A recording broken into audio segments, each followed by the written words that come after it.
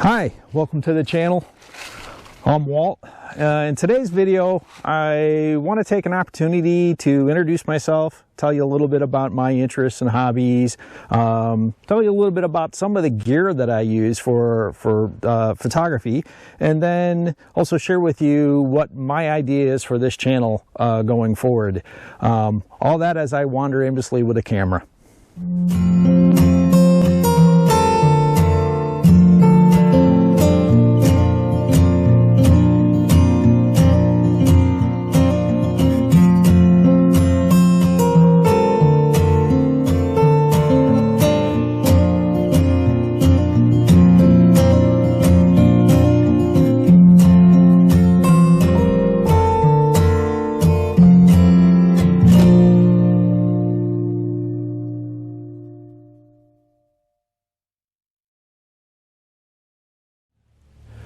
Welcome back. As I said before, I'm Walt. A little bit about myself. I live in East Hartland, Connecticut with my wife Ingrid. Professionally, I am an information protection manager for a healthcare insurance corporation. Interesting job. I enjoy it. Have lots of interesting experiences there.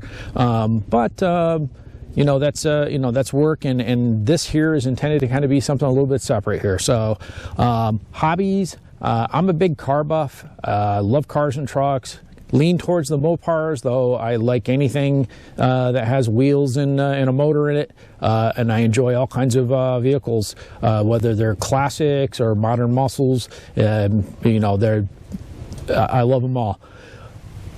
Additionally, photography. Photography has always been something I've kind of dabbled with. It actually started with my love for cars. I was the president of my car club years ago that I was in, and I also created the website for the club at the time and was managing that. And whenever we had shows or events or anything, I took all kinds of pictures and would post them up on the onto the website. That was the beginning for my interest in cars, photography, that is. So a little bit about my gear here. Okay, so that didn't quite go as planned. There were a few more minutes of that video, but unfortunately the video camera decided to censor me and stopped recording the audio at that spot. And I didn't even notice it until a few days later when I was trying to edit everything. So anyhow, let's try this again.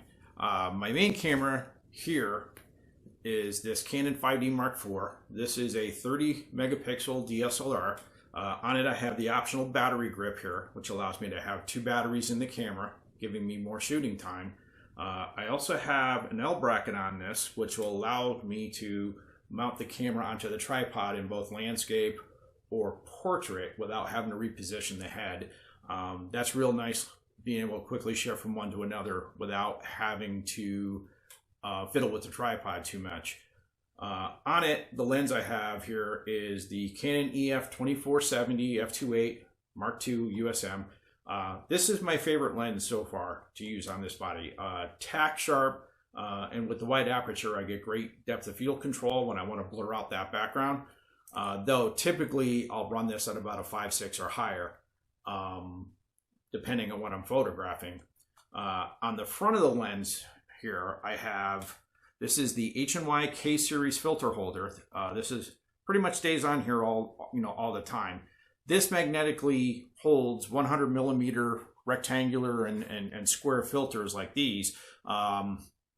I have several of them, ND64, ND400, this is an ND1000 here. This filter holder also has a circular polarizer that drops in here. The circular polarizer is great for when I'm shooting cars.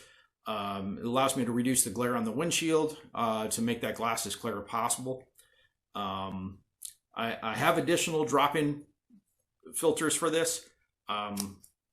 This here, I'll show you how it is. These drop-in filters. I have additional filters for this. I have some that are both circular polarizers and ND filters combined. As for when I want to stack lenses. So really nice little setup I have there. This second camera here is a Canon 90D. This is a 32.5 megapixel APS-C crop sensor DSLR. I'm very impressed with this little camera. It's really fast and it takes great images. The high megapixel crop sensor has a great pixel density, producing really nice sharp images. On it here I have the 7200 f2.8 image stabilized series 2 or Mark II. I mostly use this lens on this body because with the crop factor on it, it takes this 7200 and it pushes it out to about a 112 to 320. It's a great setup for shooting car shows. I can get outside the show exit and shoot participants as they're leaving. This too also has a circular polarizer on it, so I can take that glare off the glass. It is a little bit more difficult to use because I have to remove the hood in order to adjust that polarizer, but once I set it and start shooting, I can pretty much continue like that until I have to move to another location where I may need to readjust it. This camera is newer than the 5D Mark IV, but this is an awesome camera. This is a great camera for folks who want to shoot birds and stuff. Really great setup there. Both cameras shoot 4K video. Don't actually use them for video very often. When I do want to shoot video, I'll shoot with the GoPro. It's just much easier. It just works for me better. Additionally, so I know some of you may ask why I'm not shooting with mirrorless. And the reason is I simply don't need to at this time. I know the mirrorless cameras have some additional capabilities and stuff, but it's stuff that I don't actually need at this time. You know, I know the mirrorless bodies have, you know, better autofocus with eye tracking. But since I don't normally shoot photos of people, it's not something I really need at this time. Plus, I have a really good selection of glass for these two bodies, so I don't want to have to rebuy all my lenses. I know there are adapters that let me use the EF lenses on the newer bodies. You know, but I'd prefer, if I were to go mirrorless, I'd prefer to just go with native RF glass. I'll upgrade to mirrorless at some time when, you know, when a camera comes along that really kind of makes me want to use that one. But at this time, these two cameras do everything I need to do, everything I want to do. So I don't feel the driving need to go mirrorless. The next two cameras I want to talk about are the Insta360s. I have a love-hate relationship with these. So what I have is I have two of them. I have the Insta360 One X and the Insta360 One X2. These are 360-degree spherical panoramic cameras that have a 180-degree fisheye on each side of the body. When it takes an image or video, it is a full 360-degree image in all directions. I got the One X first. The camera itself, I really like. It's an interesting little camera. I had a lot of trouble with the software early on. So the first time I started trying to use it, trying to connect it to my cell phone, and it wouldn't connect. I had a lot of trouble getting it to work, to the point where I actually put the camera aside and just forgot about it for a while. After a little while, went back to it. Luckily, the vendor who makes these, Insta360, they had updated their app, excuse me, their Android app, and I was able to get the camera to connect and was actually able to get some pretty neat little images out of the thing. The challenge with it is the Android app is very proprietary. The output from the cameras is very proprietary. You have to use their app in order to get those images out of the camera. And those, the app was a little buggy at first, and it got better over time. The other thing about this camera is I have the little, what's called the the selfie stick, the invisible selfie stick, which has like this little plastic tripod kind of thing that sits at the bottom. It also lets you spin it over your head to do 360-degree bullet shots, which are pretty cool. But that little tripod is absolutely useless in any kind of breeze. Just if you get one of those, take that off the selfie stick right away.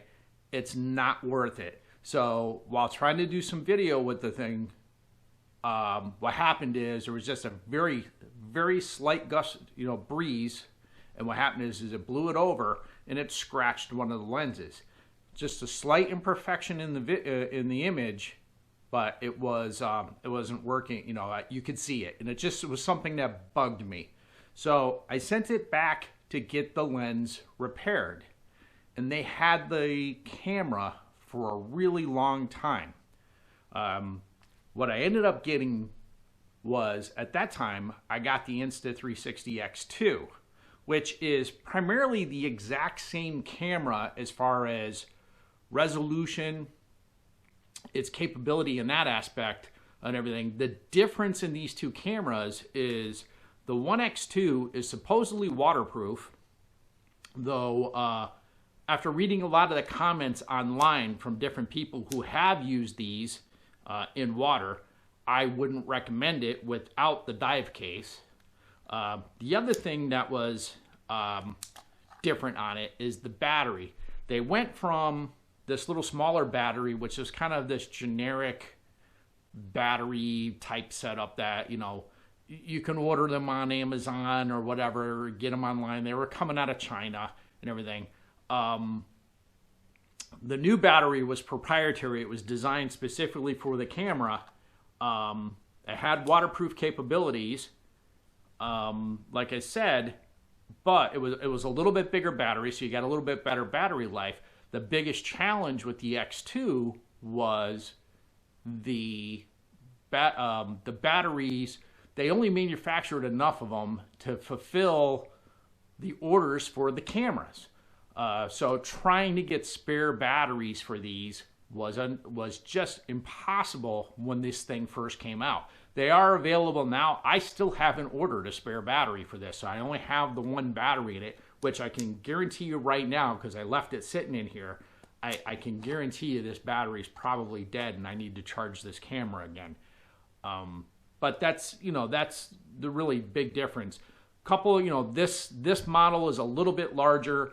They had these optional lens guard protectors that come with it. What I actually found was that they still fit the old one, which is a little bit smaller, a little bit different battery. And I put them on there just to protect those lenses. Eventually, I did get this one replaced. What they did is they didn't repair it. They just drop shipped me a refurbed. And it took them forever. I mean, they had the thing for greater than 4 months. So that's the Insta360s. Now, the software.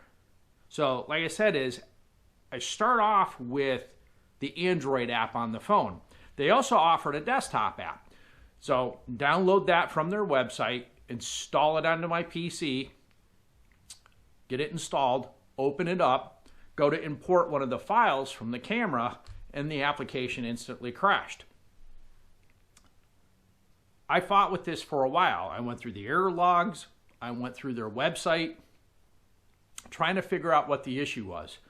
Eventually, I found buried in their documentation some system requirements, which indicated I needed a lot more RAM in my machine, and I needed to change my video card. That turned into a little bit more of a production because the PC I had was a Lenovo. It was a system that I bought at one of the big box stores. It wasn't like a custom built or a high-end workstation. This was just an inexpensive PC. I think I bought it at Best Buy that I brought home. If you have one of those, which the average user will have, one of those systems, whether they bought it at Best Buy or one of the other big chain stores that offers PC sales, most of those systems aren't going to have the hardware capable of supporting these two little cameras. as I went to upgrade, I ended up having to increase the RAM. I ended up maxing out the RAM in the system. I had to change the video card because it needed a video card with, I think if I recall correctly, it needed 8 gigs of video RAM, and it needed the NVIDIA CUDA hardware acceleration support. So I had to get that.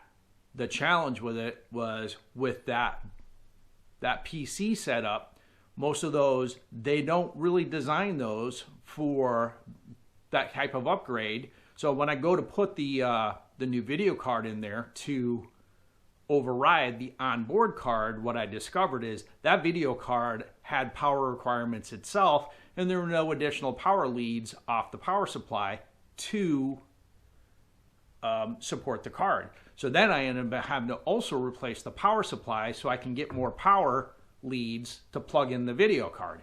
So it just kind of snowballed, but eventually I got it working. And the software immediately was a little bit of a disappointment. The biggest challenge I had with it is that some of the features that were available in the phone app were not available in the desktop app. And even to this day, the desktop app is not quite the same as the phone app. There's a lot of little utilities or little things that are set up in the phone app that you can do it right in the phone and do these little special effects and stuff like that. The desktop app does not have any of that capability. Now, they've been slowly improving the desktop app, and with each improvement, that brought into my next frustration. That is, an upgrade to the application, the desktop app, required a full uninstall and reinstall of the app. It wasn't an upgrade, it was a remove and replace. And every time they issue a new version of it, you have to run it, and what first thing it does is it wants to uninstall the previous installed version. I have a couple of custom nadar files that I've put in there, and the nadar files, I have to make sure I have a backup of those because the software will basically wipe those out. But the cameras themselves are really neat. Again, like I said, there's the 360-degree spherical panoramic cameras, and I get some really cool videos and photos out of this. Like I said, between the two cameras, the difference really is minimal. The camera itself is the same. It's basically the body of it that's different. This one has a little onboard LCD panel, LCD screen here, where this one does not. So you can kind of see, what the camera has. This one has voice command capabilities where this one does not. The voice commands, unfortunately though, differ from the GoPro commands. So what happens is I'm always trying to remember what is the command to control this camera versus controlling the GoPro. I found the commands are just different enough that I can never remember which one is which. So I end up not even using that feature of this camera. Other than that, they're pretty cool. I'm going to do another video about these cameras because I can literally fill a lot of content just with these two cameras. I do want to kind of take everybody through the software, not so much the phone app, even though I will show the phone app, more so the desktop app. It's really cool what you can get. So you can do like the little tiny planets. You can do like it does image stabilization. So you can take this thing and mount it on it. I have it mounted on the Jeep and stuff like that. On the invisible selfie stick mounted to the Jeep, and I'm driving down the road and you can't see the stick because of the way the two lenses stitch together. There's a little space here that it will kind of blend out. The stitching works pretty decent once the object is more than a couple of feet away from the camera. Anything up close, like if I was to take an image with it holding it in my hand, you'll see it in the image. You'll see some strangeness in the stitching this way. But if I have it on the selfie stick, sitting in the middle of a yard and it's getting the tree line in all directions, that actually blends in almost perfectly. You have a real hard time telling it. You can see a slight difference in coloration between the two lenses, but overall it works pretty damn well. And I actually like these little cameras. The software is what I've always had trouble with. But those are the Insta360s. In the future, I will do a full video review of these devices because they are pretty neat. But if you do get these, do note there are some hardware requirements to support them. The batteries are difficult to get, even though they are getting a little better with the X2. There's also an R model, which is similar to a GoPro. It has interchangeable lens modules, so you can put a wide lens on it, or the 360 lens on it, which basically has the two fish eyes on each side and stuff like that. I haven't gotten that model. I like this one here. But if it was shut off here, it's just trying to record. But neat little cameras. Yeah, these two here, pretty neat little cameras. We'll do a video about these later. So got a little long-winded here with the retake. What we're gonna do is stop right here, and we'll pick this up in the next video. I want to thank you for stopping by, and keep wandering.